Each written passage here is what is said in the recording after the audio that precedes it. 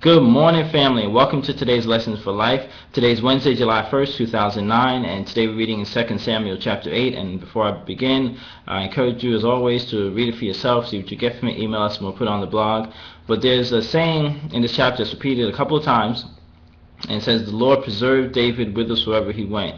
And this kind of even, to me, tied into what we read previously about, how David was having such a different relationship with the Lord than how we learned about Saul. But now we see how David and the Lord, or David's relationship with the Lord, is so much more, has so much more substance or significance.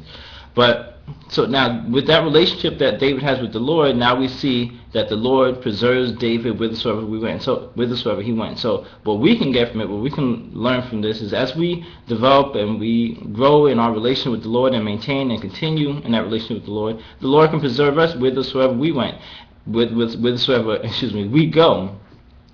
And to me, that's kind of like it's just like even just a boost of confidence, a safety net that wherever you go, the Lord can preserve you, so you can't fail, basically. Just like David, he goes out and he goes to war against whoever, and the Lord preserves him whithersoever he goes. So the same with us, as we can maintain a relationship with the Lord and we even develop and grow in our relationship with the Lord, then he can preserve us wherever we go. So no matter what comes up against us, we know we can't fail. It's kind of like having one of those get out of jail free cards from a Monopoly game, I remember, but a card that we can hold up whenever there's a challenge in our life or a situation that the Lord will preserve us. So we're preserved no matter what's going on around us.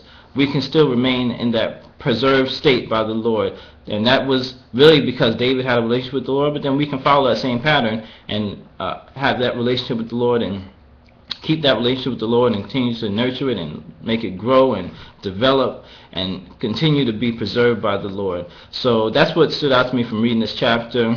Like I said, they repeated even a couple of times how David was preserved by the Lord. But I take that for myself, and you could take it for yourself too, that we can have that same preservation by the Lord and walk in that same confidence and knowing that we can't fail. So with that, that is today's lesson for life. Create yourself a wonderfully blessed day today, and we'll talk again tomorrow.